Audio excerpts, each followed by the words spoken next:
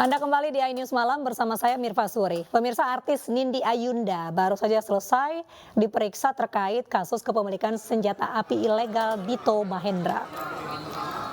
Nindi dicecar 40 pertanyaan, kuasa hukum Nindi tak menjelaskan secara rinci terkait materi pemeriksaan, namun dipastikan Nindi menjawab semua pertanyaan yang diajukan penyidik.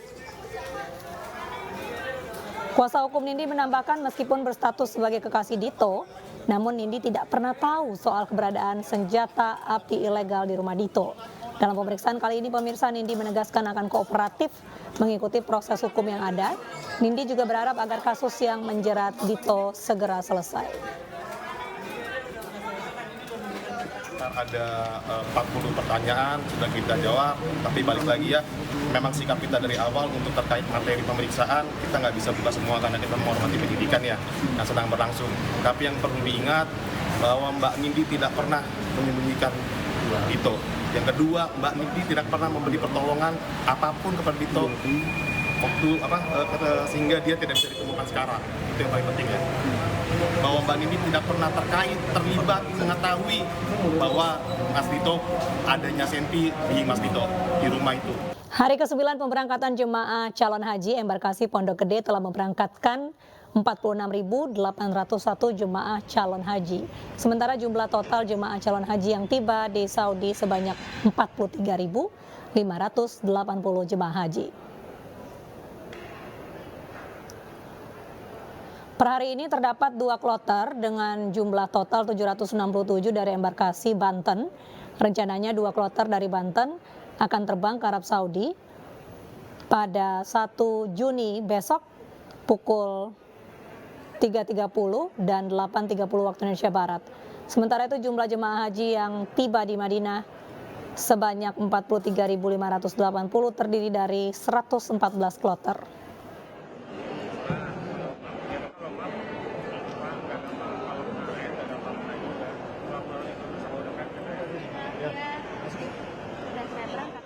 Ya pemirsa, untuk mengetahui situasi terkini dari Madinah, Arab Saudi, kita terhubung dengan rekan Ma'ruf El Rumi. Assalamualaikum Ma'ruf, bagaimana kondisi jemaah calon haji di sana saat ini? Waalaikumsalam warahmatullahi wabarakatuh. Innalillahi wa inna ilaihi rajiun. Tadi barusan siang dan sore hari tadi waktu Arab Saudi kembali 2 jamaah asal Indonesia meninggal dunia. Mereka adalah almarhumah Suryati Busir yang berasal dari SUB dari Surabaya, kloter embarkasi Surabaya. Kemudian yang kedua adalah Nia Kurniasih yang dari embarkasi Jakarta Bekasi. Sebelumnya di pagi hari ada juga 1 jamaah haji yang meninggal dunia, yaitu Aminah Uyu Sunarti yang berasal dari embarkasi Jakarta Bekasi. Berarti total ada 7 jamaah haji yang sudah meninggal dunia. 4 diantaranya berasal dari embarkasi Surabaya, 2 berasal dari embarkasi Jakarta Bekasi, dan 1 berasal dari embarkasi Solo. Ya, ini membuat jumlah menjadi 7 jamaah haji sudah meninggal dunia. Ini menjadi salah satu bentuk kedukaan kita tentu saja dan bentuk keprihatinan kita tentu saja. Semoga kita berdoa, semoga almarhum dan almarhumah jamaah haji Indonesia yang meninggal dunia bisa diterima di sisi Allah dan kemudian mereka bisa dimasukkan ke dalam surganya Allah Subhanahu wa taala. Sesuai dengan statement yang disampaikan oleh Kepala Daker Madinah, Bapak Zulkarnain Mustaqim, bahwa semua jamaah haji yang meninggal di Madinah akan dimakamkan di Taman Baqi.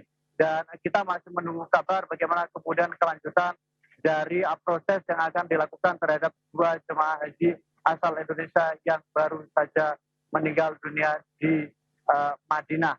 Memang ini menjadi salah satu fokus atau kemudian menjadi concern besar, perhatian besar yang dilakukan oleh panitia penyelenggara haji Indonesia, bagaimana supaya jemaah haji Indonesia yang meninggal mereka bisa dimakamkan di Baqi. Karena ini juga menjadi salah satu makam yang sangat bersejarah, makam di mana para syuhada, para sahabat Nabi, bahkan keluarga Nabi juga dimakamkan di pemakaman Baqi yang tidak jauh dari Masjid Nabawi. Dan menurut informasi juga bahwa sekarang ini ada beberapa jamaah haji Indonesia yang masih menjalani perawatan baik di klinik haji Indonesia atau kemudian juga berada di rumah sakit Arab Saudi.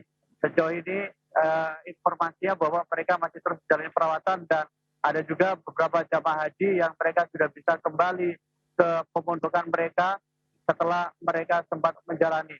Kondisi cuaca memang menjadi salah satu tantangan yang cukup besar untuk para jamaah haji Indonesia, terutama untuk jamaah haji lansia, karena seperti disampaikan dalam rilis bahwa sebagian besar atau kemudian hampir lebih dari 50% jamaah haji Indonesia yang sekarang ini berangkat memiliki resiko tinggi karena beberapa penyakit, seperti misalnya diabetes atau kemudian juga penyakit demensia, dan juga beberapa jantung dan juga beberapa penyakit bawaan lainnya.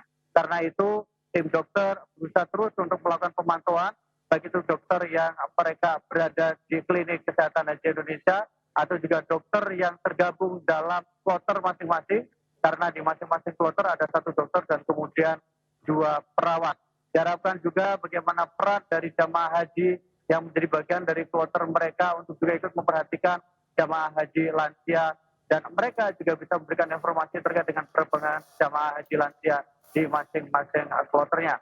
Kalau kemudian kabar lain adalah di Bandara Amir Muhammad Abdul Aziz, ada beberapa juga kejadian di mana ada jamaah haji yang kehilangan paspor atau kemudian jamaah haji yang mereka ketinggalan paspornya.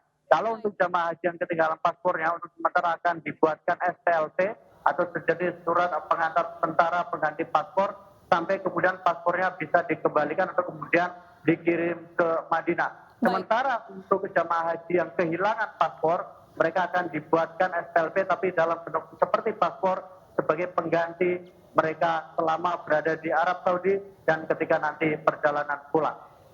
Ya, baik. Terima kasih Ma'ruf El Rumi atas laporan langsung Anda dari Madinah, Arab Saudi. Lancar-lancar dalam bertugas dan sehat selalu.